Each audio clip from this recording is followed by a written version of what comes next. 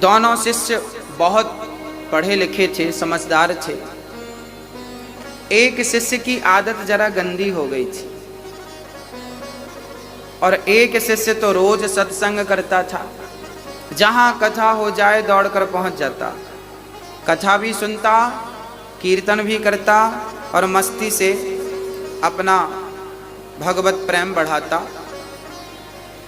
एक तो सत्संग करता और दूसरा शिष्य जो था वो वैश्या के घर जाता था। वैश्या मुजरा करती थी ना, उसे बहुत अच्छा लगता था जब वो नाचती थी। बहुत सुंदर थी ना वो वैश्या, उसे देखने के लिए लोगों की भीड़ लग जाती थी।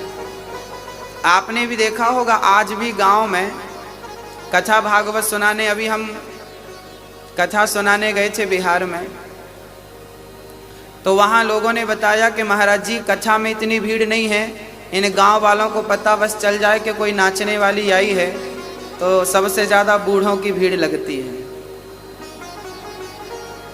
ये बूढ़े लोग ना पता नहीं क्या देखना चाहते हैं, इनकी आंखें बड़ी प्यासी हैं।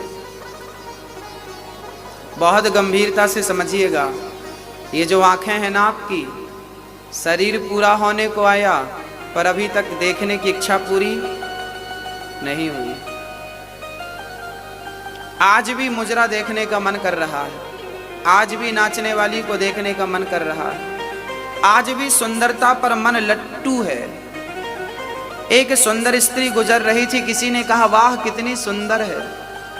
हमने कहा पागल, तू इसकी सुंदरता के पीछे पड़ा है, अभी तूने सुंदरता देखी कहाँ है।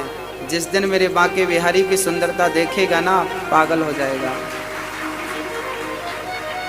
ये दुनिया हमें तब तक ही अच्छी लगती है जब तक हमें भगवान का स्वाद नहीं मिल जाता, और मिलने की देर है, केवल देर है। एक शिष्य जाता वैश्या का नाच देखता, जबकि दूसरा शिष्य जाता तो वो कथा सुनता।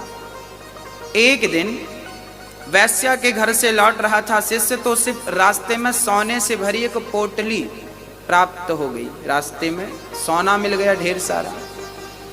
और ये सत्संग करने वाला जब अपने घर गया तो रास्ते में इसके पांव में एक लोहे की कील लग गई, और वो कील ऐसी लगी कि उसके पांव को फाड़ती हुई, हड्डी में चुभती हुई आर पार हो गई पांव में, पंजे में।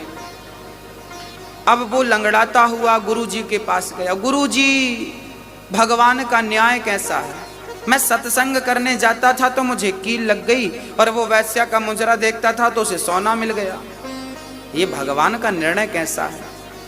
अरे वो गलत काम करता था तो उसे कील लगनी चाहिए थी, उसका नुकसान, पर आपने तो हमारा पांव उड़ा दिया। ये भगवान का निर्णय कैसा है? तब गुरुजी ने कहा बेटा, तुम केवल वर्तमान की देखते हो, तुम केवल वर्तमान की सोचते हो, जबकि ईश्वर भूत और भविष्य को देखकर निर्णय लेता।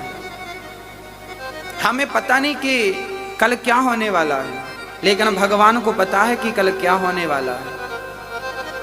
तो गुरुजी ने कहा बेटा, वो जो तुम्हारा मित्र था ना जिसे सोना मिला, आज के दिन उसे बहुत बड़ा खजाना मिलने वाला था। आज के दिन वो राजा बनने वाला था, पर वैश्या का संग किया, समय का दुरुपयोग किया, उसका पुण्य क्षय हो गया। और भगवान ने कहा कि इसे राजा बनना था, क्योंकि पिछले जन्म में इसका पुण्य ज्यादा था, इसे राजा बनना था, पर वैश्या का संग कर करके इसने सारा पुण्य खत्म कर लिया। इतने से सोने से इसे तसल्ली करनी पड़ेगी।